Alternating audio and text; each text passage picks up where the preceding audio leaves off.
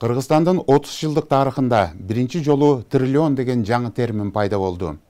Биз убагында мындай сөздө өнүккөн өлкөлөрдүн экономикасын талкуулап жатканда гана угат элек. Министрлер кабинетинин төрагасы Акылбек Жапаров 1 жыл мурда берген убадасына туруп бюджетти эселеп көтөрдү. Убагында Акылбек Жапаровдун бюджет боюнча убадалары бизге жомок катары сезилген.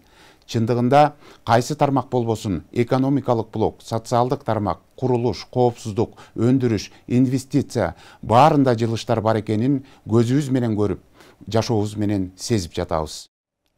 Биздин темпке чыдабагандар же мурдагыдай жүрө берсе болот дегендер өздөрү эле жолдон түшүп калып жатат деген Акылбек Жапаров учурдагы министрлер кабинетинин мүчөлөрү ынтымакта иш алып барып жаткандыктан көздөгөн максаттар ишке ашып жаткандыгын жогорку кеңештин жыйынында ачыктады.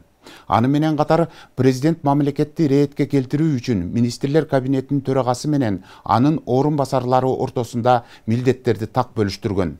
Тактап айтканда, өлкөнүн экономикалык блогуна министрлер кабинетинин төрагасы жооп берсе, ал эми күч блогуна Камчыбек Ташиев жоопкерчиликтүү.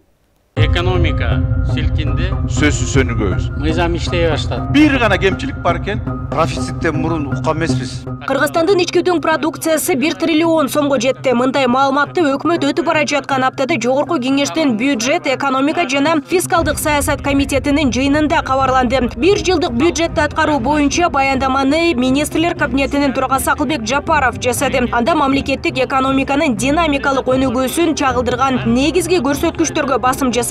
Жапаров быйылкы өлкөнүн бюджети профицит менен чыгып жатканын да кошумчалады. Салык кызматы 2024 жылы план боюнча 230 миллиард сомду чогултуусу күтүлүүдө. Бул 2023 жылдан такталган бюджетине караганда 49 миллиард сомго көп.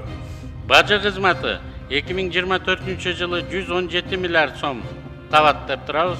2023 жылы бекитилген бюджеттен 94,6 көрсөткүчтөн 22,7 миллиард сомго көп болот. 2023 жылы такталган бюджетти 107,6 миллиард сомго чыгарып келип сиздердин асыңыздардан өтүп атабыз. Баарыбызды улуттук ички дүң продуктунун көлөмүнүн 1 триллион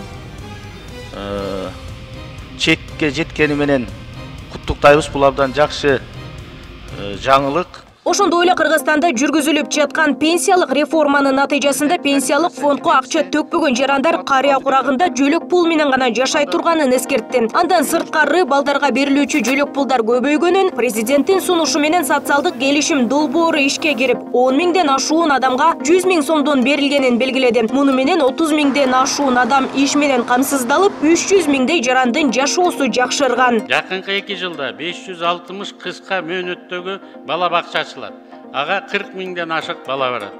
5 миңден ашык тарбиячы туруктуу жумушка ээ болот. Бир сменде окуган мектептерде мектепке чейинки топтор ачылат. Ага биздин эсебибиз боюнча 73,5 миң бала камтылат. Жаңы бала бакчалар салынат. Бала бакча баланын фундаментке негизи болушу керек. Аны менен катар Кыргызстандын бюджетинин жогорулашына коррупция, кылмыштуулук менен күрөшүү жемишин берген. Азыркы күнгө чейин бул жаатта тазалануу иштери жүрүп жатканы кошумчаланды. Буга УКМКнын башчысы Камчыбек Ташиев уюшкан кылмыштуу топтор менен күрөшүү жана коррупциялык жолдор менен чыгарылып кеткен акча каражаттарын мамлекеттин казынасына кайтарууга чоң салым кошконун баса белгиледи. Бардык баскычтарда тазалануу иштери бүгүнкү күнү жүрүп жатканын көрүп жатасыздар. Садыр Нуркожоевич, мамлекетти иретке келтирүү үчүн экономиканы мага күч блогун Камчыбек Кыдыршаевичке берген. ОПГларга каршы аеосуз күрөш бул мамлекетке салык төлөтпөй жүргөн, крыша болгондор менен күрөш. Булар менен аралашкан бардык мамлекеттик, муниципалдык кызматкерлер, ишкерлер бүгүнкү күнү тазаланып жатат.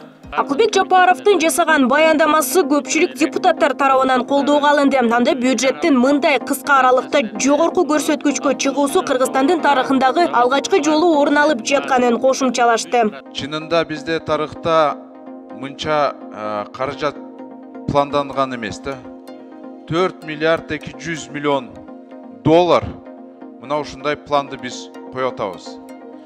Буюрса бул план реализация болсо, действительно акырындан биз сөзсүз өнүгөбүз. Ага улай бүгүнкү жыйында айыл чарпа лизингке 2431 техника берилгендиги белгиленди. Ал эми саламаттыкты сактоого 335 тез жардам жана санитардык машиналар сатылып алынган. Ошондой эле өзгөчө кырдаалдар министрлигине 702 унаа жана 3 вертолет алынса, Бишкек шаарына 644, Жалал-Абадка 50 автобус берилген. Андан сырткары Кыргызстан боюнча бардык акимдердин 100%, айыл өкмөттөр 90% унаалуу болушкан. 10 жылдын ичинде ички дүң продукция 419,3 миллиард гана сомго өскөн. 10 жылда. Биз акыркы 2 жылда 439,3 миллиард сомго ички дүң продукцияны өстүрө алдык.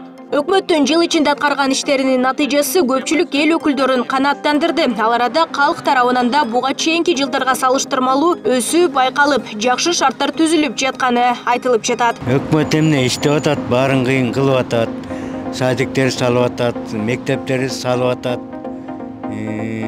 Пенсия пособиянын баарын көбөйтүп атат. Нааразы эмесмин, баары жакшы. Жалпы жолунан алгылыктуу иштер жүрүп атат негизинен, Кудай буюрса. Өлкө өнүгөт деген ишеничтебиз, Кудай буюрса. Анан бирок кичинен бул кымбатчылыктагы бир топ элди эмеге салып коюп атат да. Анан ошол жакты эле тууралап берсе, менимче мамлекетибизде жакшы болот деген ойдомун да. Жакшы иштеп атат. Мен замын Садыр Жапаровга, Көкчек Ташиевка жакшы иштеп атат. Молодец. Ал да жакшы иштеп атат. Молодец. Мен бери бүт шаарды оңдоп койду, жолдорду оңдоп атат, автобустарды келтирип атат. Шайлоого чейин дагы канчалык иштешет, кана көрөбүз да. Азырынча жакшы, аракети жакшы. Орто эле жакшы иштеп атат. Жакшы иш немеси жок, жакшы. Кыргызстандын мамлекеттик бюджетин дагы да жогорулатууга даремет бар. Буга чейинки жылдарда бюджеттин өсүү көрсөткүчүнө көмүскө экономика таасирин тийгизип турган. Бүгүнкү күндө аны жоюу аракеттеринин негизинде бюджеттин өсүү темпи байкалып жатат. Ошол эле учурда мындай даражага жетүү оңой болгон эмес. Ушул тапта өкмөткө да, ишкерлерге да кыйынчылыктар бар экенин эске алуу керек. Өткөн жылдарды карай турган болсок, көпчүлүк ишкерлер салык төкпөй келишкен. Алдыда мамлекеттик бюджеттин жана ишкерлердин пайдасына иштей турган система түзүү зарыл деп адистер эсептешет. Тарыхта бардык туура чечимдердин бардыгы кандайдыр бир оор чечимдер менен келген болчу. Албетте бул биздин ишкерлерге бүгүнкү күнү оор маселе. Ошол эле салыктарды мурун төлөбөй жүрсө, бүгүн төлөп атат. Албетте бардык келечекте жакшы жыйынтык бере турган нерселер бир кыйынчылыктар менен келет да. Бул өкмөткө дагы кыйын, ишкерлерге да кыйын болуп атат. Бирок келечекте бардыгы салыкты баары бир тегиз төлөгөн болсо, анда келечекте ал салыктарды ылдыйлатканга дагы, кээ бир салыктарды жоюп салганга дагы мүмкүнчүлүктөр түзүлөт да. Салыкты баары бир тегиз төлөш керек. Бирөө төлөп, бирөө төлөбөй койбош керек да. Ошол системага азыркы күндө фискалдык саясат менин оюмча ошо туура багытта келе атат. Белгилей кетсек, Кыргызстандын ички дүң продукциясы 2011 жылы 250 миллиард сомго чыгып, жаңы деңгээлге көтөрүлгөн. Кийинки мындай өсүү 2017 жылы 500 миллиард сомдон ашкан. Нурзада Сыдыкова, Аскар Касымбеков, Күндөмү жыйынтык программасы үчүн.